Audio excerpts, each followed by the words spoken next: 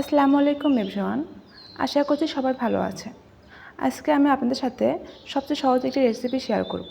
শুধুমাত্র আলু দিয়ে কম সময়ে বিকেলের জন্য এই স্ন্যাক্সটি তৈরি করতে পারেন। আলু দিয়ে যদি এটা একবার বানান তাহলে আর ফ্রেঞ্চ ফ্রাই বানাতে হবে না। এটা এতটাই ক্রিসপি আর টেস্টি হয় খেতে। এই নাস্তাটি ছোটো বড় সবাই অনেক বেশি পছন্দ করবে। আশা করছি আজকের রেসিপি আপনাদের কাছে ভালো লাগবে। ভালো লাগলে অবশ্যই লাইক, কমেন্ট ও বেশি বেশি শেয়ার করবেন। চলুন তাহলে দেখে নেওয়া যাক। এখানে আমি 3টি মাঝারি সাইজে আলু নিয়েছি। আলুগুলোকে খোসা ছাড়িয়ে ধুয়ে পরিষ্কার করে নিয়েছি। আলুটাকে মাঝ বরাবর কেটে নিচ্ছি। একটা আলুর টুকরোকে আমি 4 ভাগ করে কেটে নিয়েছি।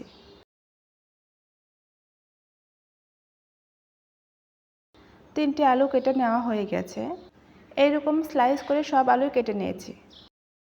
এখন পানিতে দিয়ে ধুয়ে নিচ্ছি।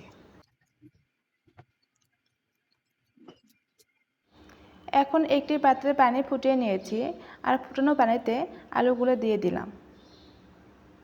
আর এই পর্যায়ে সামান্য লবণ দিয়ে দিয়েছি যাতে আলুগুলোর মধ্যে লবণটা ঢোকে। আর আলুগুলোকে আমি 80% মতো কুক করে নিচ্ছি।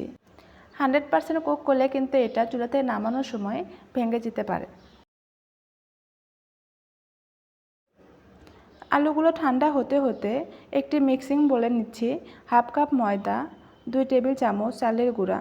চালের গুঁড়া পরিবর্তে আপনারা কর্নফ্লাওয়ার ইউজ করতে পারেন। আর ক্রিসপি হওয়ার জন্য অবশ্যই চালের গুঁড়া বা কর্নফ্লাওয়ার অ্যাড করতে হবে। এখন দিয়ে দিচ্ছি হাফ চা চামচ লাল মরিচের গুঁড়া, হাফ চা চামচ গোলমরিচের গুঁড়া, স্বাদমতো লবণ, হাফ চা চামচ বিট লবণ। বিট লবণ দেওয়ার কারণে টেস্টটা ভালো আসে। আর দিয়ে দিচ্ছি হাফ চা চামচ চিলি ফ্লেক্স। আর অল্প অল্প পানি দিয়ে একটি ঘন ব্যাটার তৈরি করে নিতে হবে।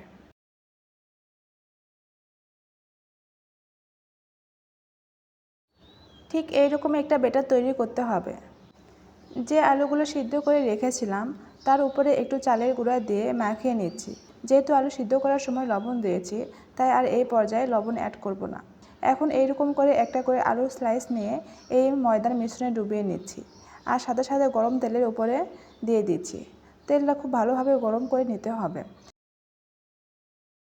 সবগুলো যখন দিয়ে দেওয়া হয়ে যাবে এই পর্যায়ে চুলার আঁচটা কমিয়ে দিতে হবে, তাহলে উপরটা খুব ভালোভাবে ক্রিসপি হবে। আর কিছুক্ষণ পর পর এটা উল্টে পাল্টে ভালোভাবে ফ্রাই করে নিতে হবে। যখন উপরে কালারটা চেঞ্জ হয়ে যাবে তখন বোঝা যাবে নাস্তাটা হয়ে গেছে।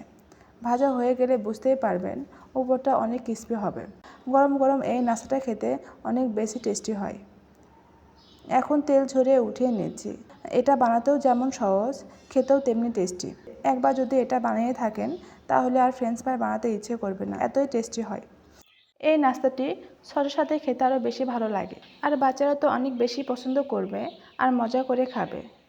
শুধুমাত্র আলু দিয়েই এরকম ক্রিসপি একটা স্ন্যাক্স রেসিপি রেডি হয়ে যাবে। আশা করছি আমার আজকের রেসিপি আপনাদের কাছে ভালো লেগেছে। প্রতিনিয়ত নতুন রেসিপি পেতে আমার পেজে ফলো দিতে ভুলবেন না। আর লাইক, কমেন্ট ও বেশি বেশি শেয়ার করবেন আর অন্যকে দেখার সুযোগ করে দেবেন। আজকে এখানেই বিদায় নিচ্ছি। আবার নতুন কোনো রেসিপি নিয়ে হাজির হব। সে সাথে সবাই ভালো থাকবেন, সুস্থ থাকবেন। আল্লাহ হাফেজ।